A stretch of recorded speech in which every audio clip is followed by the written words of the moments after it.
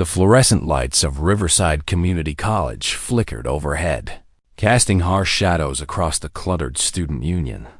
21-year-old Maya Richardson sat alone at a corner table, her calculus textbook open before her, though her eyes hadn't moved across the page in 10 minutes. She wore a simple gray hoodie over a white tie-shirt, her natural hair pulled back into a neat bun. Around her, groups of students laughed and chatted, their designer backpacks and expensive phones marking them as the privileged crowd that dominated this suburban campus. Maya didn't belong to their world, and they made sure she knew it every single day. She was here on a full academic scholarship, working 2 part-time jobs to cover rent in a cramped studio apartment across town, while other students complained about their parents buying them the wrong color car. Maya counted quarters to afford ramen noodles. But none of that bothered her as much as the constant, grinding cruelty that had become her daily reality since September. "Look who's taking up space again," a voice sneered from behind her. Maya's shoulders tensed, but she didn't turn around. She recognized that voice. Everyone did.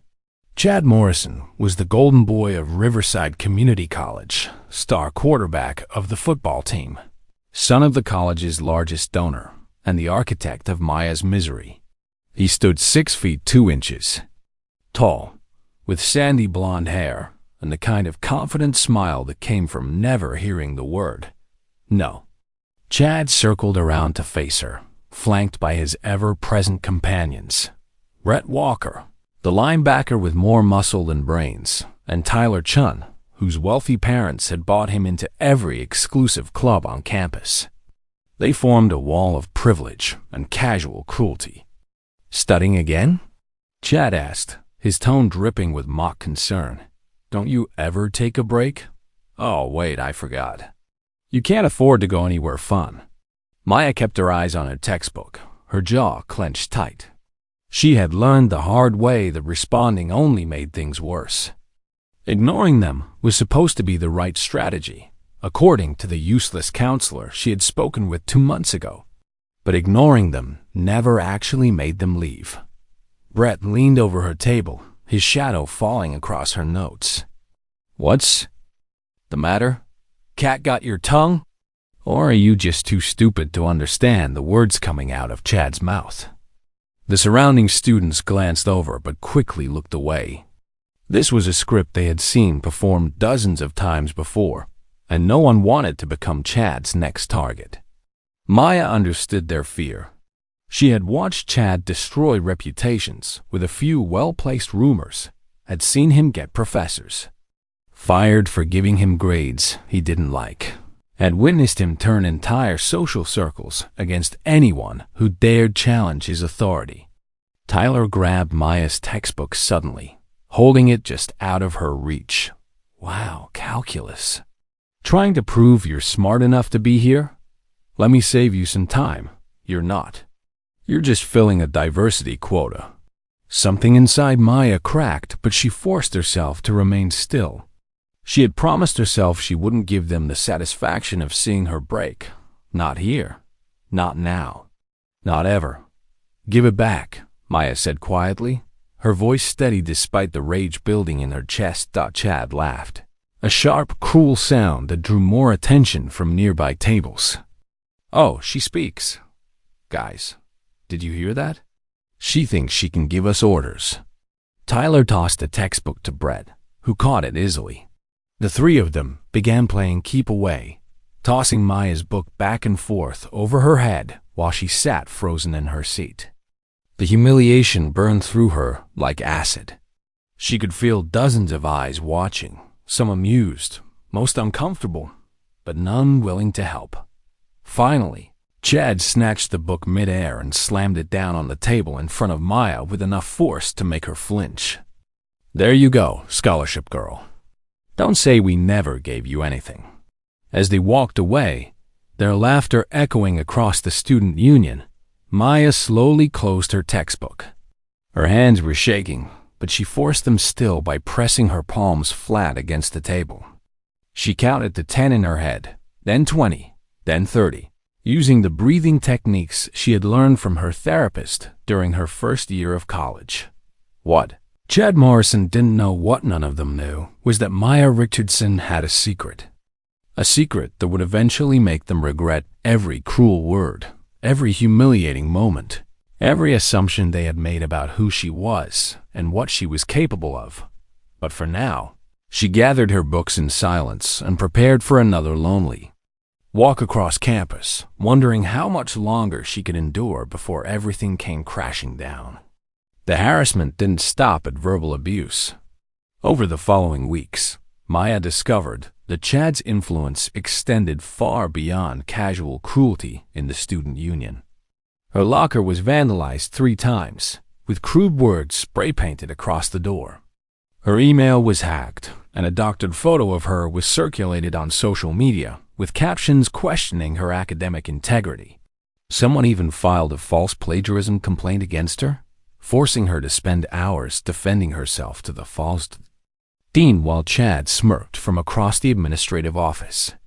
December arrived with its promise of holiday cheer, but Maya felt only dread.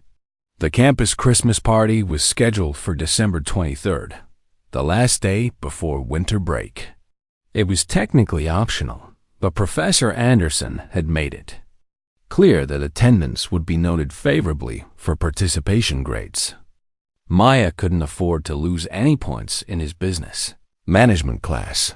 She arrived at the decorated gymnasium wearing her nicest outfit, a simple black dress she had found at a thrift store, paired with flats she had owned since high school. The gym was transformed with twinkling lights, a massive Christmas tree in the corner, and tables laden with catered food that probably cost more than Maya's monthly grocery budget. Chad was holding court near the punch bowl, surrounded by his usual crowd of admirers.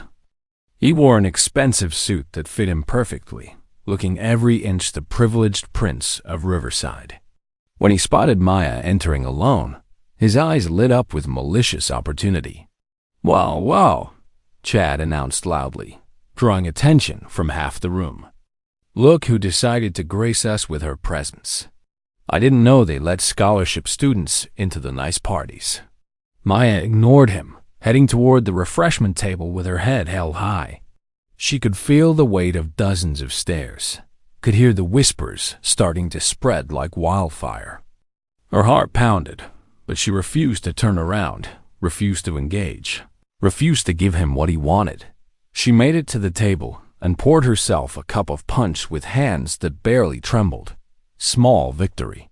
She turned to find a quiet corner where she could eat a few snacks and fulfill her attendance requirement before escaping back to the safety of her apartment. Chad stepped directly into her path. "Excuse me," Maya said quietly, trying to move around him. He sidestepped, blocking her again. His friends had formed a loose circle, cutting off her escape routes. The music seemed to grow quieter, as if the entire party was holding its breath, waiting to see what would happen next. "What's the rush?" Chad asked, his smile dangerous. "You just got here. Don't tell me you're too good to socialize with us regular students." "I'm not looking for trouble," Maya replied, her voice low. "Just let me pass." "Trouble?" Chad laughed. "Who said anything about trouble? I'm being friendly. You know what your problem is, Maya? You're always so serious, so uptight. You need to learn how to have fun." Before Maya could respond, Chad reached out and grabbed her arm, pulling her toward the center of the gym, where several couples were dancing awkwardly to a Christmas song. Maya tried to pull away, but his grip was firm, his smile never faltering. "Dance with me," Chad commanded, loud enough for everyone to hear. "Come on, scholarship girl. Show everyone you know how to have a good time." "Let go of me," Maya said firmly. But Chad only tightened his grip. The crowd around them had grown larger now, students pulling out their phones to record what was quickly becoming the entertainment of the evening. Maya felt panic rising in her chest, felt the walls closing in, felt the familiar sensation of being completely powerless in the face of someone who held all the cards. And then Chad made his fatal mistake as Maya struggled to free herself. Chad spun her around suddenly, pressing her against him in a mockery of a dance pose. His hand dropped low, and then, clearly visible to everyone watching, he slapped Maya's backside with a sharp crack that echoed across the gymnasium. "There we go," Chad announced to the crowd, his voice full of contempt.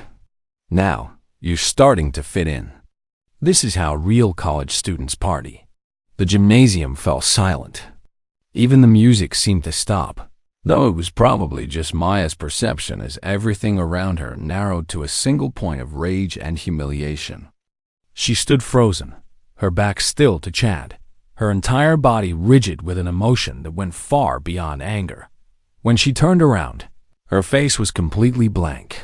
No tears, no rage, no fear.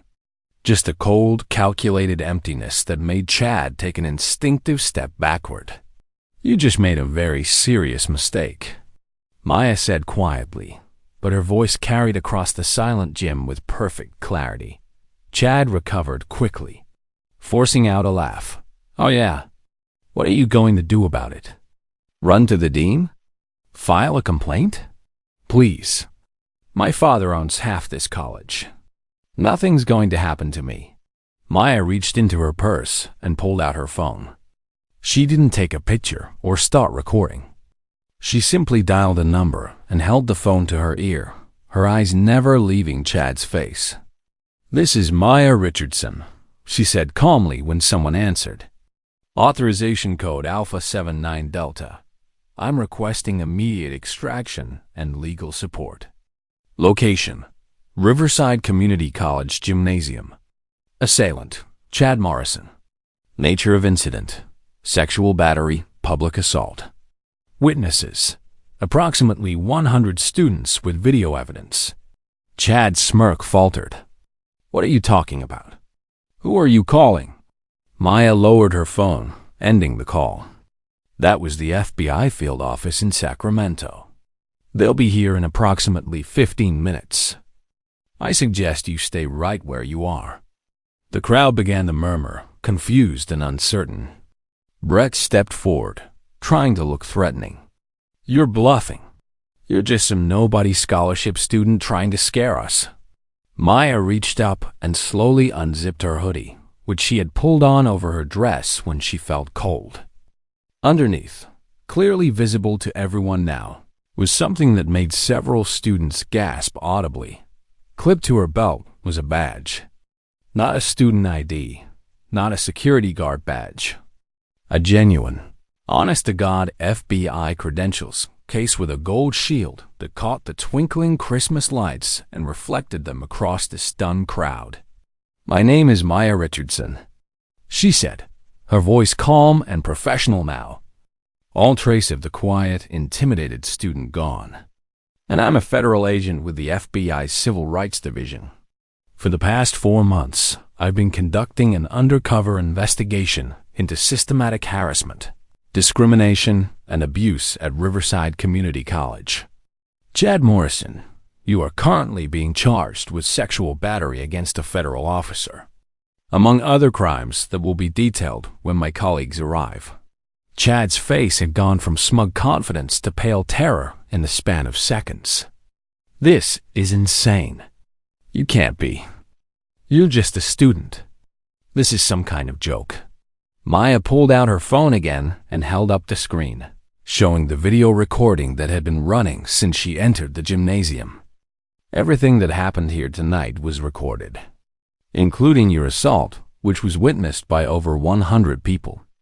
Additionally, I have documented evidence of 37 separate incidents of harassment, discrimination, and abuse that you've committed against myself and other students over the past 4 months." The sound of sirens began to wail in the distance, growing rapidly louder.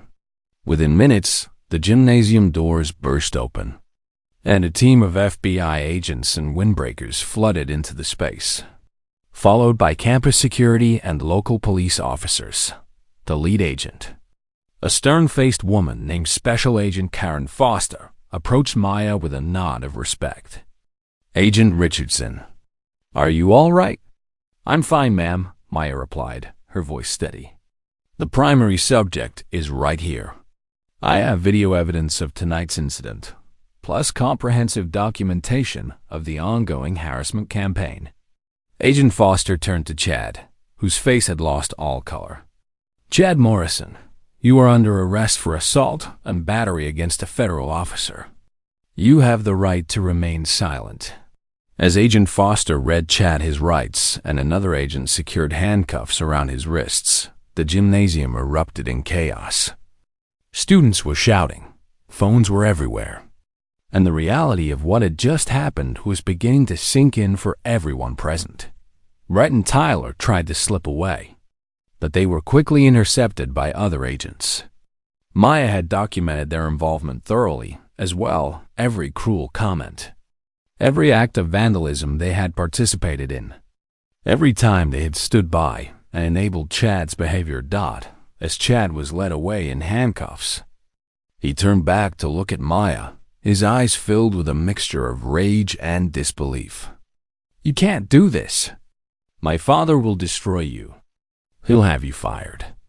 He'll sue you for everything." Maya met his gaze calmly.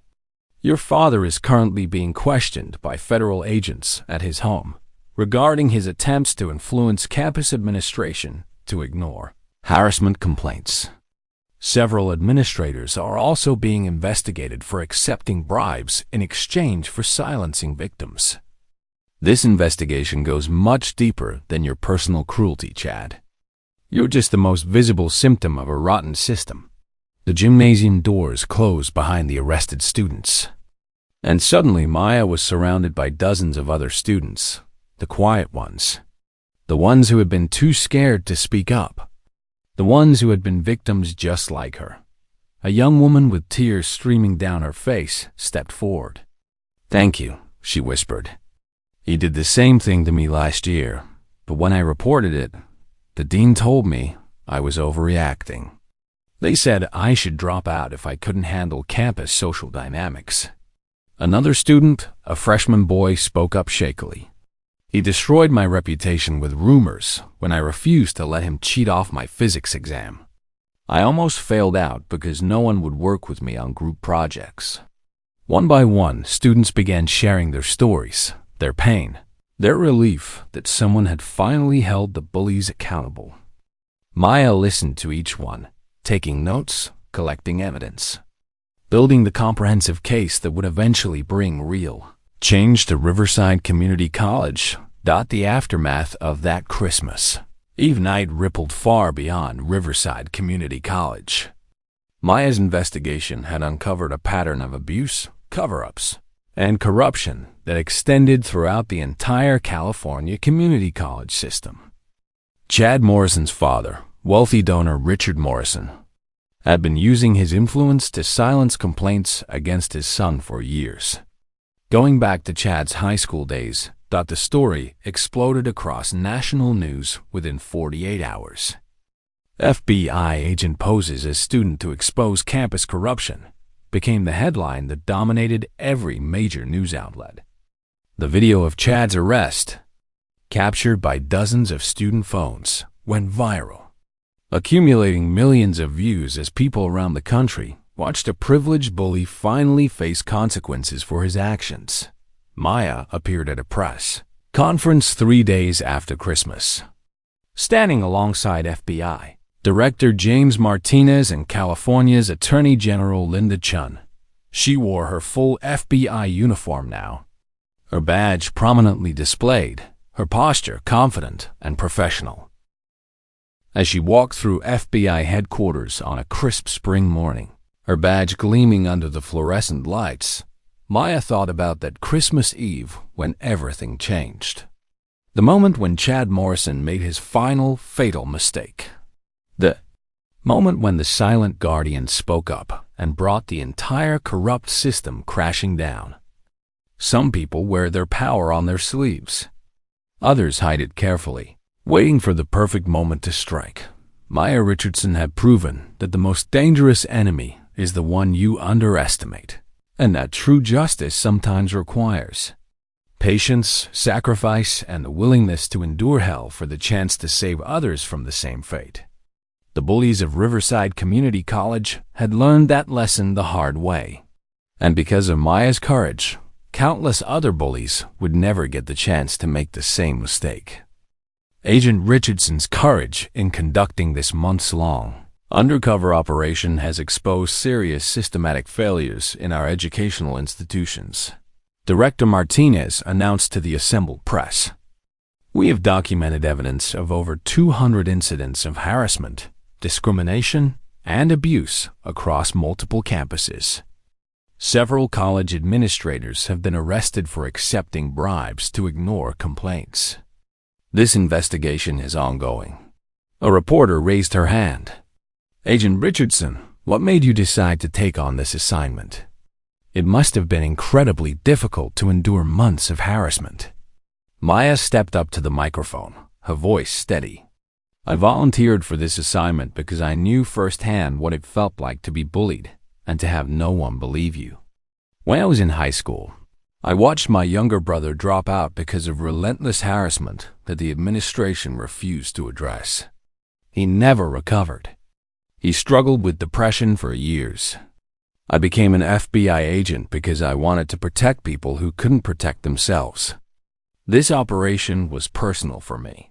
Another reporter called out, "What do you say to critics who claim this was an elaborate setup that you entrapped innocent students?" Maya's expression hardened slightly. "Everything I documented was initiated by the perpetrators themselves. I never encouraged, provoked, or entrapped anyone. I simply existed as a scholarship student, and that alone was enough to trigger months of systematic harassment. The fact that my presence as a black woman on a predominantly white campus was seen as justification for abuse says everything about why this investigation was necessary." The legal proceedings that followed were swift and decisive. Chad Morrison was charged with sexual battery against a federal officer, conspiracy to obstruct justice, and multiple counts of assault and harassment. Because he had assaulted an FBI agent, his case was prosecuted at the federal level. Where his father's local influence meant nothing, Richard Morrison's attempts to intimidate or bribe his way out of the situation only made things worse. Federal prosecutors added witness tampering and obstruction of justice to the charges against him. The Morrison family's fall from grace was spectacular and complete. During Chad's sentencing hearing 2 months later, the courtroom was packed with students from Riverside and other campuses' victims who had finally found their voices.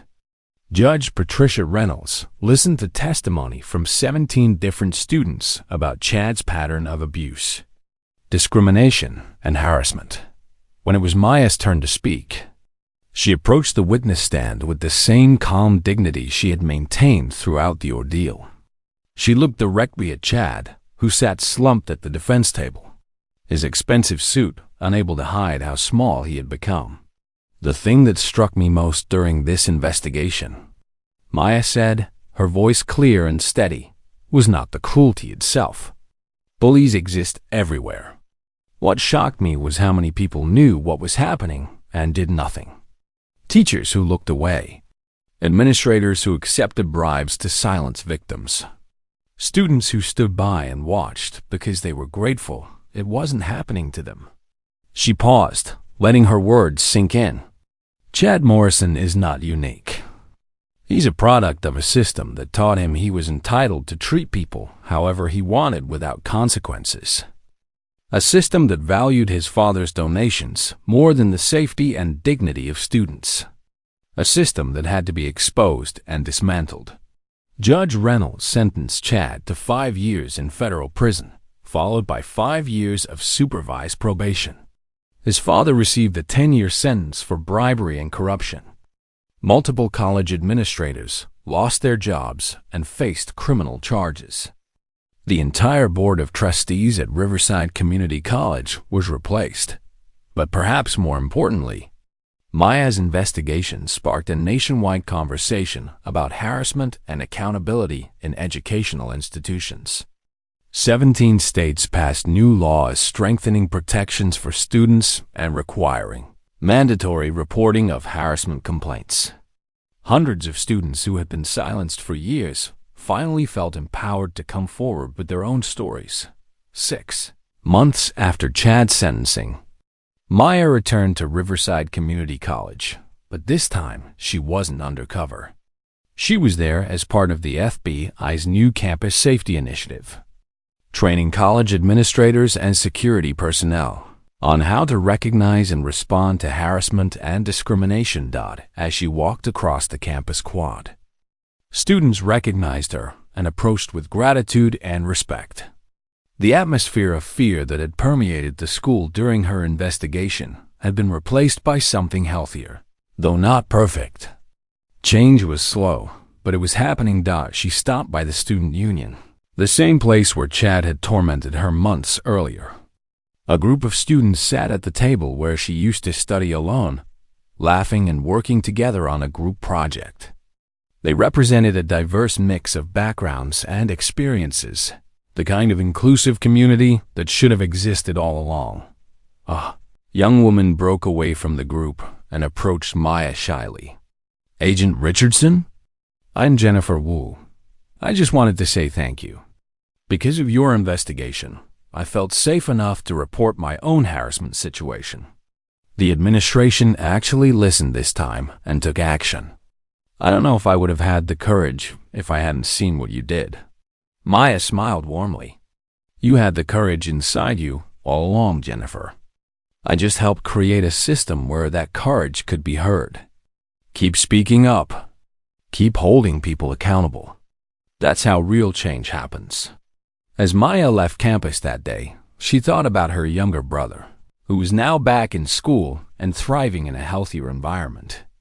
She thought about all the students who would never have to endure what she had endured because one person decided to stand up and fight back.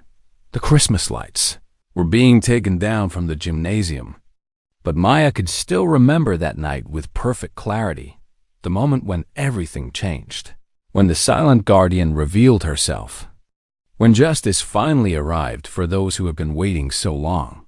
She had worn many disguises during her FBI career, but none had been more important than pretending to be powerless while gathering the evidence to bring down the powerful. Chad Morrison had thought he could slap her with impunity, that she was just another victim who would suffer in silence.